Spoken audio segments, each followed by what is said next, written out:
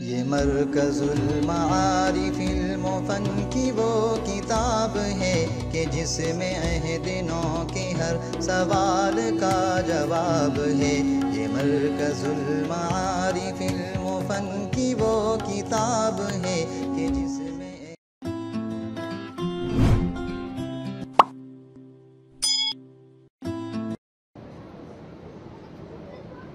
السلام علیکم ورحمۃ اللہ وبرکاتہ.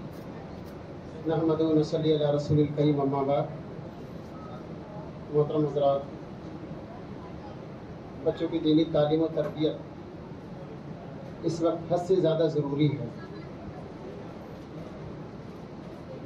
خاص کر کے بہت سارے دیندار گھرانے ہیں، میں دیکھتا ہوں، ان کے درمیان میں رہتا ہوں.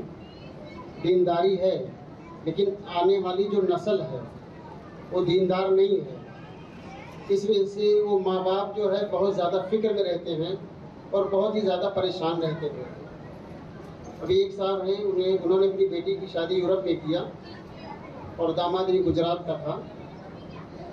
تو بیٹی نے نیا گھر لیا، اس کا ویڈیو بنا کے بھیجا تھا انہوں نے. تو ویڈیو انہوں نے مجھ کو دکھایا تو اس میں دیکھا کہ داماد جو ہے ایک ٹی شرٹ اور چڈی کے اندر بیٹھا ہوا ہے.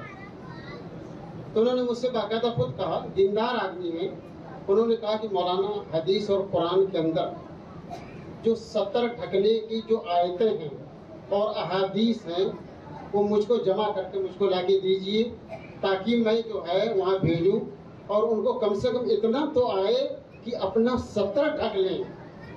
اتنے چھوٹے لباس میں نوجوان لڑکے، لڑکیوں کی بات وہ الگ تھی، نوجوان لڑکے یورپ میں اور انگلینڈ، امریکہ، جرمن، فرانس میں جو ہمارے بچے پڑھنے جاتے ہیں یا رہ رہے ہیں، اس طریقے سے ادھورے لباس میں گھر اور باہر رہتے ہیں اور ان کے ماں باپ بہت ہی دیندار ہیں، ان کو بہت زیادہ فکریں ہیں.